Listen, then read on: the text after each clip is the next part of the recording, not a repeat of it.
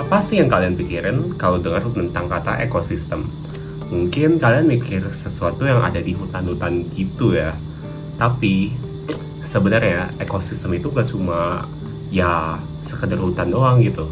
Melainkan ekosistem itu mencakup segala siklus yang ada di hutan itu. Di dalam ekosistem pasti ada yang namanya flora dan fauna. Ya, flora dan faunanya itu dikategorikan menjadi beberapa jenis lagi. Kedengar ribet kan? Tapi itulah keberagaman yang ada di dunia ini. Flora dan fauna di tiap daerah tuh pasti beda-beda, menyesuaikan dengan biomanya. Nah, berikut aku ada gambar piramida bioma nih. Dari piramida ini sebenarnya kita udah bisa kebayang nih betapa beragamnya dan banyaknya lingkungan di bioma-bioma itu. Iklim-iklim tiap bioma, suhu, curah hujan, hal-hal tersebut tuh memengaruhi cara dari flora dan faunanya bertahan hidup.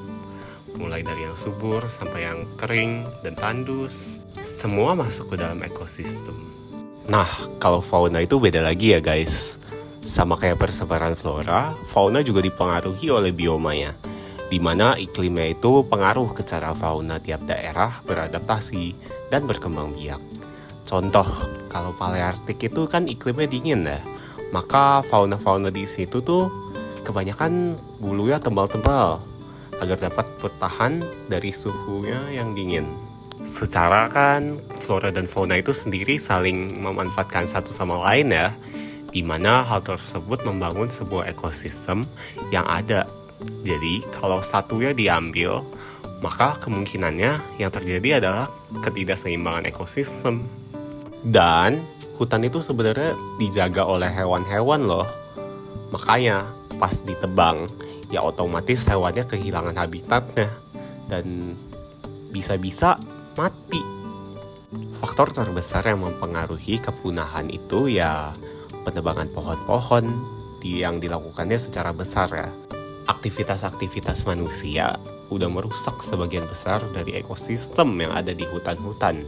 Nah, dari data ini tuh kita udah bisa lihat sebenarnya hutan yang baru ditebang itu aja tropical forest doang loh guys, belum mencakup yang lain. Kalau udah digabungin ya pasti datanya makin parah dong. Seringkali manusia buta, egois tanpa memperhatikan apa dampak yang akan dihasilkan jika penebangan dilakukan secara terus-terusan non-stop. Udah banyak hutan yang ditebang, cuacanya pasti akan terasa lebih panas.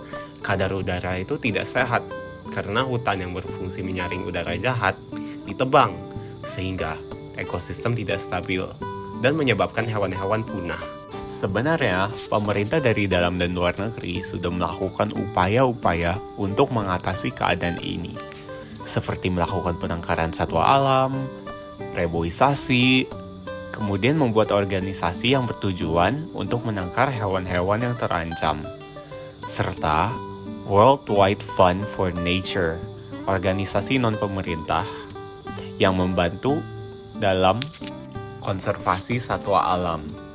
Akan tetapi, ini semua balik lagi ya kepada manusianya sendiri. Apakah mereka akan taat atau tidak? Semoga mereka diberi pencerahan untuk berhenti menebang sembarangan.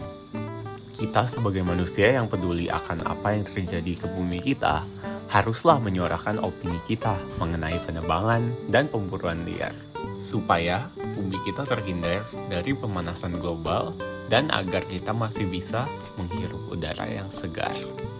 Selain dari menyuarakan opini kita bisa membantu dalam skala kecil, seperti mengganti kertas dengan pencatat digital. Kemudian, pemakaian tisu yang diganti dengan napkin. Lalu, penggunaan plastik diganti menjadi tas, kain, dan membuang sampah pada tempatnya. Ayo kita selamatkan bumi kita.